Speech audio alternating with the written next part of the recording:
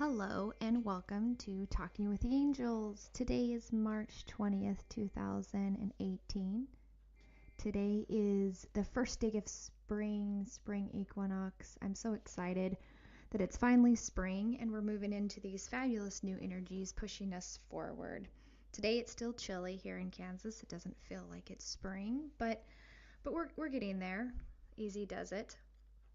So how did everybody do with their manifestation last week, their co-creating, their intentions? The new moon was last Saturday, and if you listened to my last podcast, we really talked about bringing those in and the stuff you're wanting to manifest and bring in into this year. I have been feeling the energies shifting slowly throughout the week and definitely got a blast of it yesterday. I felt yesterday morning waking up with energy of pushing me forward, of right on the edge of something great. Like I could feel it's like right on the tip of my tongue. And today is starting to putting the pieces together.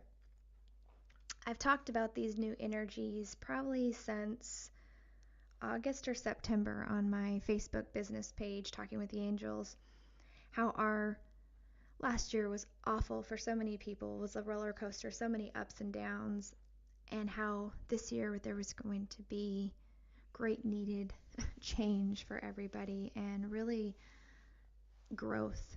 I think that's a really good keyword, creation, for this year. And I had told everybody, like I said back in August and September, that really wasn't going to take big effect until March. It kind of our healing process that we talked about in December rolling into January and February, and then we would start really kicking off our new year into March. And now that we are here, everybody's got their healing behind them and really looking forward on all the stuff they're really wanting to bring in this new year. So I hope you guys did your intentions. If not, still planning and looking and planting the seeds on what you're wanting to accomplish this year, create, move in a new direction. I hope you guys really sit and take some time as these new energies start taking place and start unfolding in our life. So last night I was laying in bed receiving a bunch of messages. One came in that I thought was pretty interesting, and it was talking about, if you guys listen to my personal about me in my, I think it's podcast 1 or 2, I don't remember, talking about who I am. I talked a little bit about me getting picked on and how people would lash out their anger onto me. And I think this happens to everybody. I just can't say it was just me, but using myself as an example. So they used this as example to me last night, and that coming really full circle. So the next 2 weeks is going to be a little bit of, I would say, karma cleansing is the best way I could describe it. It's that old saying, what comes around goes around. We've been hearing it our whole entire lives. It's even in the Bible, Luke 6:31, do to others as you would have them do to you. We've heard it in all sorts of different forms, text, fashions, but pretty much treating people the way you want to be treated is the text I was always raised with. So I feel that there may be things that come up these next 2 weeks that I don't like to call it bad and good karma. I like to call it revisiting lessons. So if you feel like your head is being beaten, up against a wall, or everything's kind of falling apart, I feel like this is a time for you to revisit those lessons and really clearing karma, making peace with your past, and clearing anything of others that you may have hurt. Do the whole method, pay it forward. There's a balancing act here, because not everybody's an angel. We've all made mistakes, but really kind of owning those. And if they come back and present themselves the next 2 weeks saying, yep, I made a mistake and I shouldn't have done what I did, whatever that was, I accept that, I clear that, I take responsibility, I'm sorry, and I moving forward, I choose to do better. And it's one of those things that, remember, be careful what you say, everything comes around. So we're really in a sense of full circle the next couple weeks. So being cognitive and aware of also planting seeds and being cognitive on what you say to others, because it will come back around. Everything is full circle these past couple weeks. So being in a state of love, compassion, peace. And sometimes it's easier said than done, but like I've talked about in my other videos, and I think I talked about it in my other podcasts, pulling yourself back out of that situation of anything when you're running yourself and your emotions out of control, stepping out and saying, okay, what's going on? What am I feeling? Why am I feeling like this? Self-evaluate yourself, pulling yourself away from other people so you don't lash out in anger, and being cognitive of your feelings and how you're feeling at that moment, saying, I need a break, I need 10 minutes out, I need a day, I need some time by myself so I can regroup. So call it whatever you want, but I think it's very important, if you keep asking yourself, why does the same thing keep happening to me? I ask you, why do you keep allowing and creating the same thing? You are the creator of your reality, so what are you creating? It's going to come tenfold this next 2 weeks. So be aware of what you're creating. Be aware of your words. Be aware of your thoughts. Be aware of your actions. If you don't like the way and the direction your life is going, then stop creating it. Don't play the victim. Don't play, well, it's others, they did this to me. At some point in your life, you have to take ownership for your actions and your responsibilities. I think it's important that everybody stops and looks in the mirror and asks themselves, what is hurting me and what is helping me?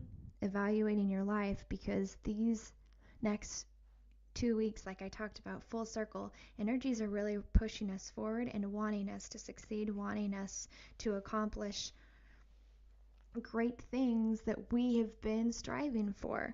The energies are pushing us forward to make that happen. So don't stand in your own way. Pull yourself out and say, this is what I'm striving for. I choose to be in a positive mindset. I choose love. I choose peace. I choose happiness. I've got so many positive feedback from the positive emotions that I have been doing on my page. Every day it's a new one comes up, and so many people have posted on that and commented, and thank you guys so much for the messages. I don't have time to write you guys all back, but I appreciate them all. I try to get to as many as I possibly can, and I appreciate every single one of you, and I try to take as much time as I possibly can and write you guys back. But I love that these words inspire you to move mountains and overcome obstacles and strive for more. Just these simple words help you create so much inside your body and through your thought process throughout the day. So thank you guys so much for all those messages that you send out to me. I appreciate it. So each one of those words that are posted, if you guys haven't checked them out, it's every day since the beginning of March. It's Talking with the Angels on Facebook. I'm going to continue that probably into April. I don't know if I'll do it every single day, but maybe one word a week. And I think that's important to strive for in your personal life. Striving for things you want to achieve, just one emotional feeling you want to create. If that's security, if that's peace, if that's clarity, if that's trust, alignment, whatever your word is, I think it's important that you hold on to that and move to that, really owning that word. So it's like today is like January 1st, like we're starting from the very first of the year. So today is a very good day to start fresh. If that's starting a new diet, a new exercise routine, a new meditation series, whatever new you're wanting to create into this year and bringing it full forward all this entire year, today is a really great day to start that. Really setting your mind to things you're wanting to create. So I think it's important that everybody understands because I think sometimes there's a, how can I explain it, a negative spin on karma, that it's good and that's bad, and that's kind of like what I was talking about a minute ago, that there really isn't good and bad, it's just lessons to be learned. And sometimes we have to repeat lessons, as if we're in school and we're learning a new subject and we didn't master it the first time and we have to do it again. I want you guys to think of that these next couple weeks as if you're having to review a lesson or repeat a lesson, it's there to be learned, to learn from, conquer, and move on. And finding that peace and that love through it all. And sometimes certain lessons can be challenging than others. And that's when I think it's really taking time out for reviewing and reflecting what those may be. And it doesn't mean all your lessons you have to do by yourself. I ask that, if you need help, reach out to somebody, reach out to a friend, to a teacher, a counselor, whoever that is for you, a mentor, and going through those, because it's like repeating 7th grade. Nobody wants to repeat 7th grade 100 times. Like, it's important to move and grow and learn through our lessons. I have people that come to me and asking readings or come to me for one-on-ones and want to know why they are in a rut. And I use the word rut because I really like that one, because it's them moving in this, I see it as a dirt space, like a rut of a tire, and constantly staying in that and moving around in a circle. And sometimes it takes somebody else to say, hey, stops you in that path and say, why don't you try this one? Or why don't you look at it from a different angle? Or somebody just holding up a mirror. That's what lessons give us. Looking at different points of views, changing, growing, moving, learning. In this world, I believe that's what we're meant here to do, is grow, learn, teach, help, love, spread, uplift, enlighten.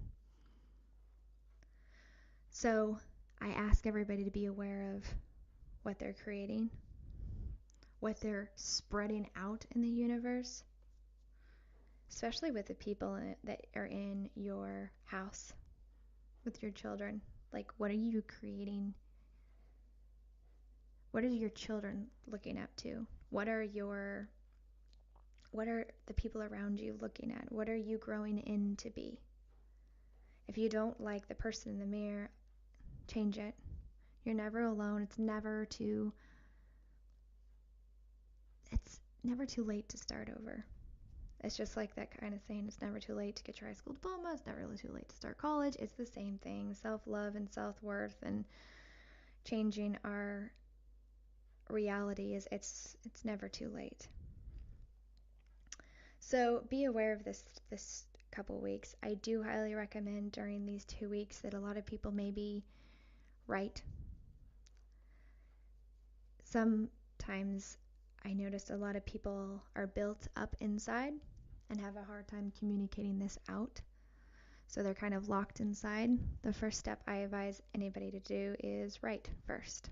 If you're having a hard time expressing and your kind of throat chakra is closed down and you have a hard time speaking about it to others because you're worried of what they're going to think or everything else, write it down. The first step is writing your emotions down, looking at them, evaluating, moving past. I teach this in my deep self-love class. I teach this on one-on-one coaching. Writing how you feel. Sometimes it might be expressing yourself through a letter to somebody else. I know we do so much text message and so social media that has kind of gone to the wayside, but there's nothing wrong with writing your emotions down and sending it also in a letter. Kind of bringing that old school back. I like some of the old school ways. And if it's just all about yourself, the emotions that you have locked inside your heart, locked inside your gut, write those down. It's time to move past those. If you're needing somebody to, like I said, a mentor, a counselor, reach out to somebody that can help you move past those.